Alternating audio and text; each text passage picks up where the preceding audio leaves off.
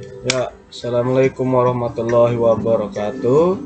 Perkenalkan, di sini saya bernama Said Muhammad Hussein Asgaf untuk mempresentasikan tentang jurnal bantalan bearing. Nah, ini kelompok saya ada Pandu Ahmad Setiawan dan saya sendiri.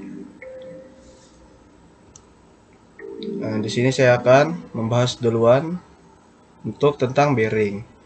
Dalam industri sering menjumpai macam-macam bearing ya, di mana bearing bisa digunakan sebagai bantalan poros agar pada saat pemindahan daya mengurangi terjadinya kehilangan daya akibat gesekan. Terus, bantalan merupakan salah satu bagian dari elemen mesin yang memegang peranan cukup besar atau cukup penting karena fungsi dari bantalannya itu mampu untuk menumpu sebuah poros agar porosnya tidak dapat berputar tanpa mengalami gesekan yang berlebihan. Terus bantalan itu harus cukup kuat untuk memungkinkan poros serta elemen mesin lainnya untuk bekerja dengan lebih baik atau efisien. Untuk landasan teorinya, bearing adalah sebuah elemen atau sesuatu elemen mesin yang menumpu poros beban, sehingga putaran atau gerak bolak-baliknya dapat berlangsung secara halus, aman, berumur panjang, serta bearing harus cukup kokoh untuk menahan beban dari poros yang terhubung dari komponen mesin lainnya, sehingga dapat berputar atau bekerja sesuai dengan fungsinya. Jika bantalannya tidak berfungsi dengan baik, maka prestasi seluruh sistem akan menurun bahkan bisa berhenti.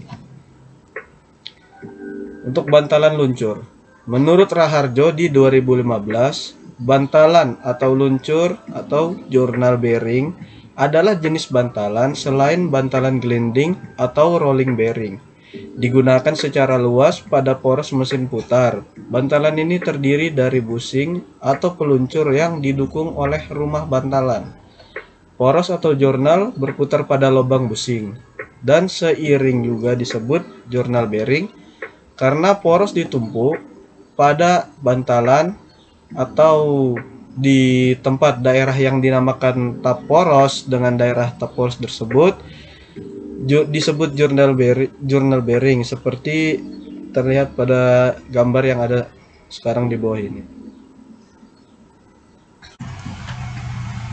Oke, perkenalkan nama saya Pandu Ahmad Setiawan. Sini saya akan melanjutkan materi dari bearing. Simulasi dilakukan menggunakan laptop yang sudah terinstall ANSYS. Bearing disimulasikan untuk mengetahui kemampuan bearing dalam menerima beban yang diberikan portable conveyor.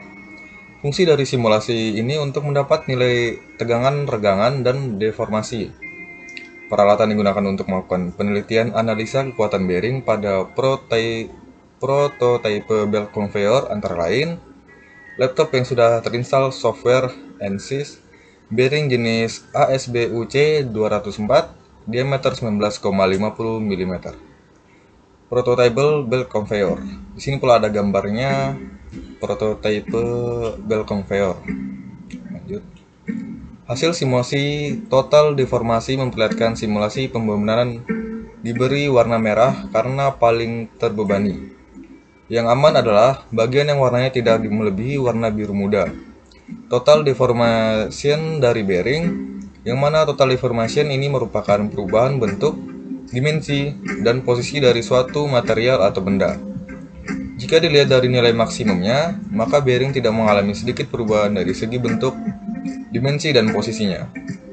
Nilai max 0,003397 mm dan nilai minimal sebesar 0 mm.